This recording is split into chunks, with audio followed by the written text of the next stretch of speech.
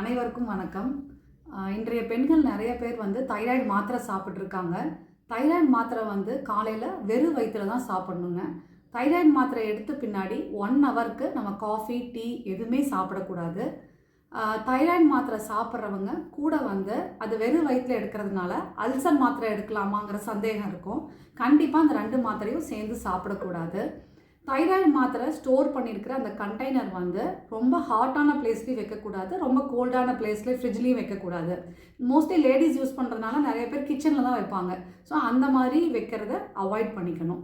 So thyroid மாத்திரை வந்து அந்த கண்டெய்னர்லேருந்து எடுக்கும் பொழுது லேடிஸ் வந்து பார்த்திங்கன்னா வேலை செஞ்சுட்டு ஈர கையோடையே பார்த்திங்கன்னா அந்த பாட்டிலேருந்து அந்த டேப்லெட் எடுப்பாங்க. அதையும் அவாய்ட் பண்ணணும். ஸோ இந்த மாதிரி சின்ன சின்ன விஷயங்கள் அவாய்ட் பண்ணும்பொழுது தைராய்டு மாத்திரையை கரெக்டாக அந்த டைமுக்கு டெய்லியும் ரெகுலராக எடுத்துக்கணும். இப்போ இன்றைக்கி மார்னிங் 6 o'clock எடுக்கிறீங்கன்னா நெக்ஸ்ட் டே மார்னிங்கும் 6 o'clock எடுக்கணும். ஸோ இந்த மாதிரி எடுத்துக்கும் பொழுது மாத்திரையும் நல்லா வேலை செய்யும். நம்ம பிளட்லேயும் தைராய்டு லெவல் நார்மல் லெவலில் மெயின்டைன் பண்ணலாம்.